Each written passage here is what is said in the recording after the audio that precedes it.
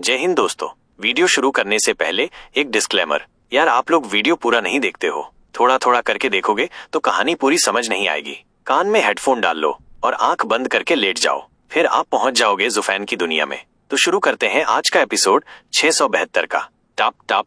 एक हल्के अंधेरे हॉल में दोनों तरफ मोमबत्तियां धीमे धीमे जल रही थीं और बस एक ही इंसान के कदमों की आवाज गूंज रही थी। एक बूढ़े आदमी ने, जो गेस्ट चेयर पे बैठा था, धीरे से चाय का घूंट लिया और जैसे ही कदमों की आवाज पास आई, उसने कप मेज पे रख दिया और इंतजार करने लगा। तभी एक हंसी के साथ आवाज आई, तियान्यू की सबसे बड़ी क्लैन का ग्रैंड स्टुअर्ड झूग चंगफेंग। अंधेरे से एक ताकतवर दिखने वाला अधेड़ उम्र का आदमी सामने आया और रोशनी में आते ही सीधा जाकर सबसे ऊंची कुर्सी पर बैठ गया। ये था हेवन ट्रेलिंग सेक्ट का सेक्ट लीडर रेन शायुन। उसने कहा, कल तक तो तू था तियान्यू एम्पायर का प्राइम मिनिस्टर और आज बन गया लुओ क्लैन का पहला स्टुअर्ड। टाइटल भले ही बदल गया हो, पर तेरी ताकत अभी भी किसी प्राइम मिनिस्टर से कम नहीं है। झूज चांगफेंग, तू यहाँ क्या कर रहा है? अपने एम्पायर का ध्यान रखने के बजाय यहाँ क्यों आया? झू चंगफेंग उठ के थोड़ा झुककर बोला, sect leader Ren, Heaven Trailing Sect तो पूरे तियान्यू की 3 गार्जियन सेक्ट्स में सबसे ऊपर है और मैं इतने सालों तक प्राइम मिनिस्टर रहकर और अब लुओ क्लैन का स्टुअर्ड बनकर भी कभी आपको प्रॉपर सम्मान देने नहीं आ पाया, इसका अफसोस है। रेन शायुन ने हाथ हिलाकर कहा, अरे सेक्युलर क्लैन और सेक्ट का तो वैसे भी आमना सामना बहुत कम होता है, कोई माफी की जरूरत नहीं है, पर ये बता तू इतने दूर से क्यों आया है? झू चंगफेंग मुस्कुराया और फिर से झुककर बोला, मैं सीधा मुद्दे पर आता हूँ। सेक्ट लीडर से एक विनती करने आया हूँ। रेन शायुन ने भौहें उठाई, क्या विनती है?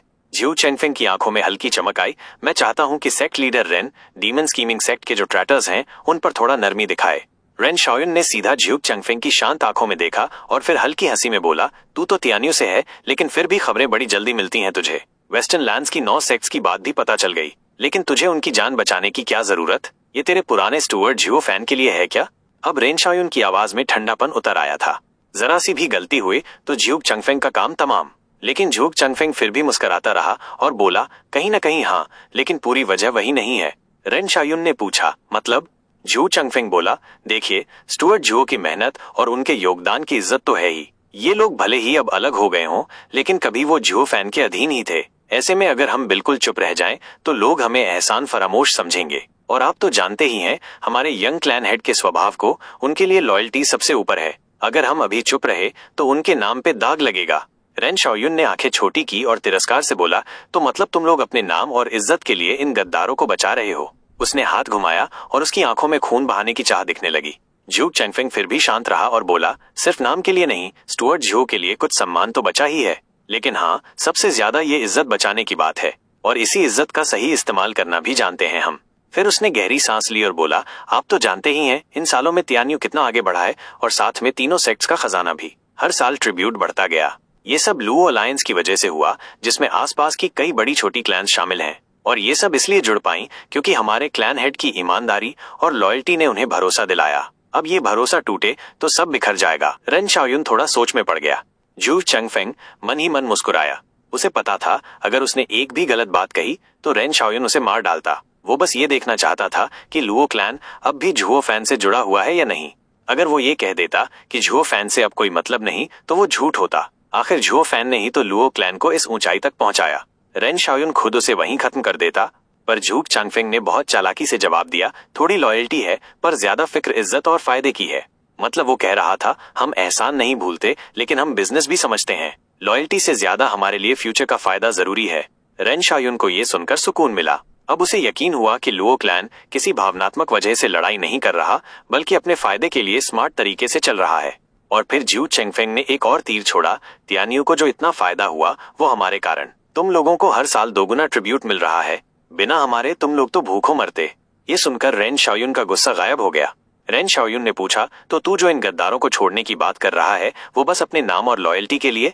झू चंगफेंग ने सिर हिलाया, अगर बात सिर्फ इज्जत की होती तो मैं ये रिस्क कभी न लेता। असल में हम इन्हें इसलिए लेना चाहते हैं क्योंकि हमें डीमन स्कीमिंग सेक्ट से लड़ना है। अब रेन शायुन की आंखें फटी की फटी रह गईं। एक सेक्युलर क्लैन किसी सेक्ट से लड़ेगा? ये मजाक है क्या? वो गुस्से से कांप उठा। उसके दिल में खलबली मच गई। अगर ये डीमन स्कीमिंग सेक्ट से लड़ेंगे तो इसका मतलब हमारे खिलाफ भी खड़े हो सकते हैं। झूग चंगफेंग ने उसके दिल की बात समझ ली और बोला, आप गलत समझ रहे हैं सेक्ट लीडर, हमारा ऐसा कोई इरादा नहीं है। हम तो चाहते हैं कि तीनों सेक्ट्स और हमारा आपसी भाईचारा सालों तक बना रहे, पर डीमन स्कीमिंग सेक्ट खुद शांति नहीं चाहता। शी वुयू जैसा लीडर कभी भी सिर्फ झू फैन से बदला नहीं लेगा, वो पूरे क्लैन को खत्म कर देगा। इसलिए हमें अपनी सुरक्षा के लिए कदम उठाने ही होंगे।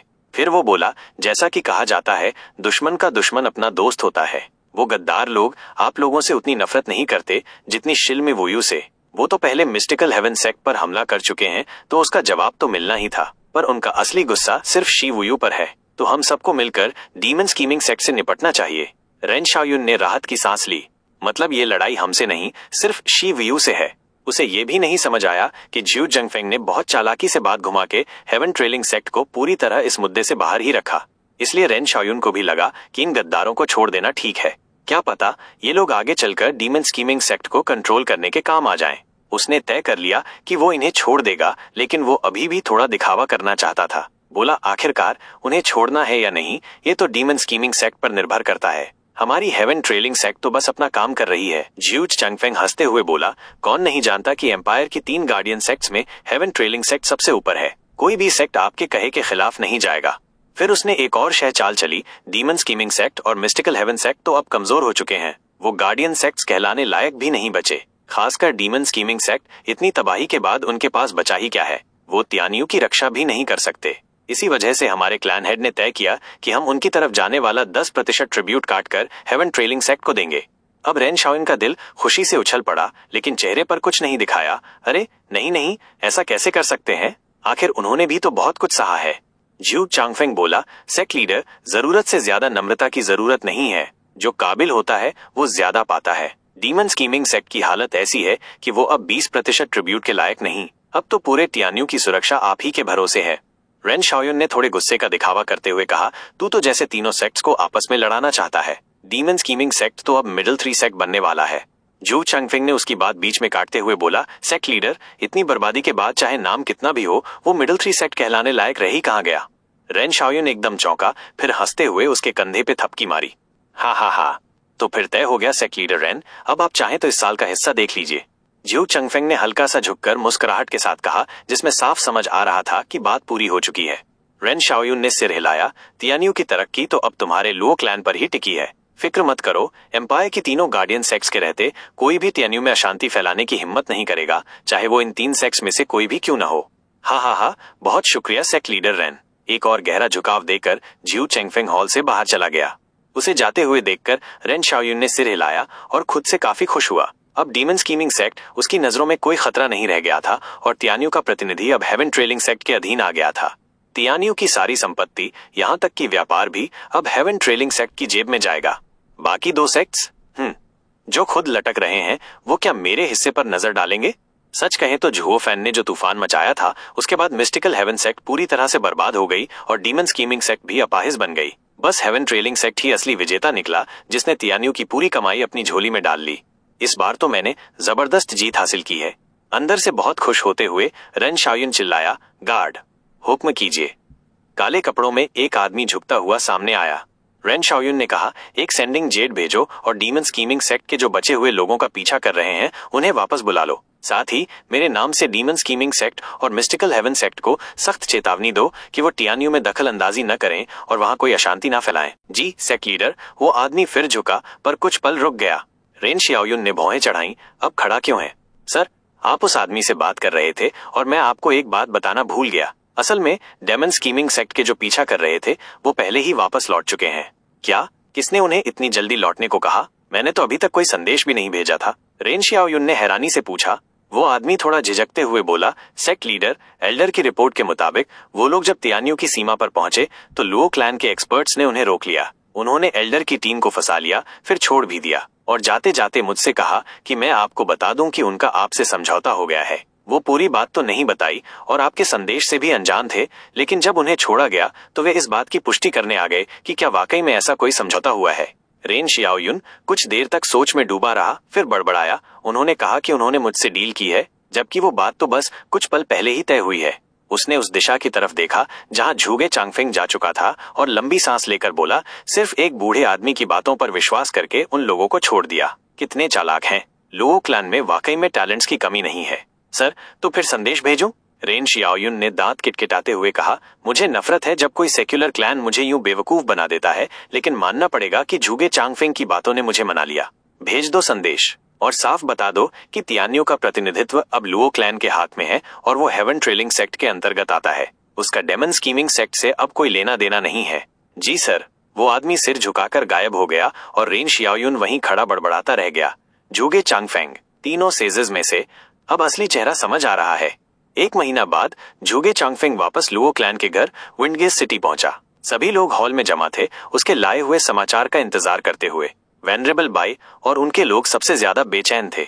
वो तो फौरन तियानियों से निकलकर क्वानरोंग भाग जाना चाहते थे ताकि पीछा करने वालों से बच सकें। लुओ युनहाई ने उन्हें कई बार समझाया था कि थोड़ा सब्र रखो। अब जब स्टीवर्ट जूगे वापस लौट आया, सब लोग उसके चारों ओर इकट्ठा हो गए, उसके जवाब का बेसब्री से इंतजार कर रहे थे। जूगे चांगफिंग शांत रहा और हल्की सी मुस्कान के साथ माहौल की टेंशन को खींचता रहा। सिर्फ 2 लोग शांत थे, लेंग वुचांग और यूमिंग, जो आराम से चाय पी रहे थे।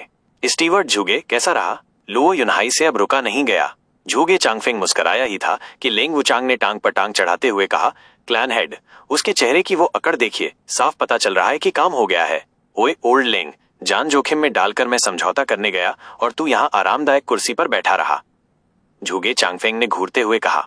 लेंग वुचांग ने ठुड्डी उठाते हुए कहा, तो क्या, मैं यहाँ बैठकर योजनाएं बना रहा था। जूगे चांगफेंग ने मजाक उड़ाते हुए कहा, कौन सी योजनाएं? वो तो तू छोड़ दे, यूमिंग और मैं भी बना सकते थे। जरा तू खुद जाकर उस पत्थर जैसे रेन शियाओयुन से बात करके तो देख, तब समझ आता क्या चीज है नेगोशिएशन। यूमिंग हंसते हुए बोला, इस बार तो मैं भी स्टीवर्ट जूगे से सहमत हूँ। बिचौलिए का काम, उसमें हम दोनों से बेहतर है। मैं रणनीति में माहिर हूँ और ये बकवास करने में। लेंग वुचांग का चेहरा खिंच गया। अरे, अब तुम दोनों मिलके मुझे ही घेरने लगे? मेरी स्ट्रैटेजीज कोई मजाक नहीं है। और ओल्ड जूगे, वो तियानियों वाला 10% ट्रिब्यूट का आइडिया तो मेरा ही था। डेमोन स्कीमिंग सेक्ट से काटकर हेवन ट्रेलिंग सेक्ट को देना है ना? जूगे चांगफिंग ने चुटकी ली। तू कब से ऐसा सोचने लगा? जब डेमोन स्कीमिंग सेक्ट ही हमारे खिलाफ हो गया है तो कोई दया की जरूरत ही नहीं। हमें नया सुरक्षा कवच भी चाहिए था, इसलिए 10% हेवन ट्रेलिंग सेक्ट को दे दिया। इससे लोग सोचेंगे कि अब डेमोन स्कीमिंग सेक्ट और हेवन ट्रेलिंग सेक्ट आपस में भिड़ेंगे और मिस्टिकल हेवन सेक्ट किनारे खड़ा तमाशा देखेगा। ऐसे में कोई हमें शक की नजर से नहीं देखेगा और ऊपर से हेवन ट्रेलिंग सेक्ट की छांव में रहकर सब सुलझ गया। लुओ युहाई खुशी से चिल्लाया, सच में स्टीवर्ट जूगे, सब कुछ निपट गया। जूगे चांगफेंग ने सिर हिलाया। बिल्कुल, क्लैन हेड अब चैन की सांस ले सकते हैं। ये मामला कुछ खास भारी नहीं था, पहले के मुकाबले काफी आसान रहा। खासकर तीनों सेक्ट्स तो अब ज्यादा मुश्किलें नहीं खड़ी कर रही हैं। हेवन ट्रेलिंग सेक्ट ने जो डेमोन स्कीमिंग सेक्ट की मदद के लिए सेना भेजी थी, वो भी इसलिए ताकि उनकी बढ़ती ताकत को रोका जा सके। ये किसी मामूली सेक्रेट स्टोन्स के लिए नहीं था, बल्कि ताकत का संतुलन बनाए रखने के लिए था, ताकि वो मिडिल 3 सेक्ट बन ही न पाए। और इसीलिए उसने ओपनली डबल ड्रैगन मैनर के नियमों को भी नजरअंदाज कर दिया। अब जब उसका मकसद पता चल गया है तो हम उसके साथ हो गए, जिससे डेमोन स्कीमिंग सेक्ट को दबाने में उसे भी मजा आएगा। लेंग वुचांग ने समझाया, और डेमोन स्कीमिंग सेक्ट को पूरी तरह कोने में ना धकेलें, इसलिए सिर्फ 10% ही काटा, जिससे उसका गुस्सा हेवन ट्रेलिंग सेक्ट पर जाए, हम पर नहीं। वरना अगर पूरा रिश्ता काट देते तो वो वेस्टर्न लैंड्स के नियम तोड़कर हम पर हमला कर सकता था। थोड़ा हिस्सा बचा रहने देने से वो सोचने पे मजबूर होगा और तियानियों को नुकसान नहीं पहुंचाएगा। इससे हम न्यूट्रल दिखेंगे। जूगे चांगफेंग ने फिर मजाक में कहा, कहना आसान है, पर जब खुद जाकर करना पड़ता है तो हालत खराब हो जाती है। सर लेंग, अगर तू गया होता तो तेरा नामो निशान मिट जाता। अरे, लेंग वुचांग चिल्लाया। लुओ युहाई मुस्कराया और दोनों के बीच की बहस को शांत किया। इन तीनों विद्वानों में कोई भी खुद को सबसे बेहतर नहीं मानता था, लेकिन कोई भी पीछे हटने वाला नहीं था। हर बार बहस में भिड़ ही जाते थे। वेनरेबल बाई और उनके लोग हैरान रह गए। जिन्हें तीनों सेक्ट्स ने पीछा करके तबाह कर दिया था, अब वही लोग इतनी आसानी से बच गए। ये थी तीनों सेजेस की ताकत। उन्हें बहस करते देख और लुओ युहाई के शांत करवाने पर वेनरेबल बाई का दिल भर आया। कल्टीवेशन भले ही कम हो, लेकिन ये लोग अपनी अक्ल से वो कर जाते थे जो किसी से नहीं होता। लुओ युहाई की आंखें लाल हुईं और वो गंभीर हो गया। अब हमें तैयार हो जाना चाहिए ब्रदर जुओ का बदला लेने के लिए। सब चुप हो गए। सबके चेहरे पर सोच साफ झलक रही थी।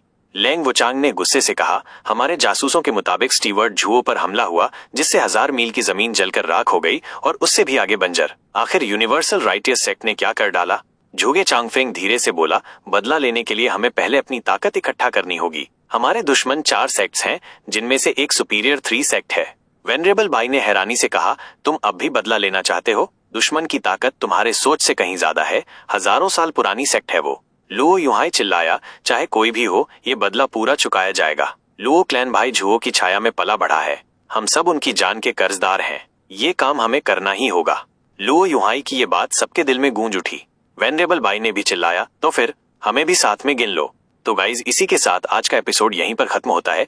वीडियो का दायन करने से पहले कुछ बातें डिस्कस कर लेते हैं।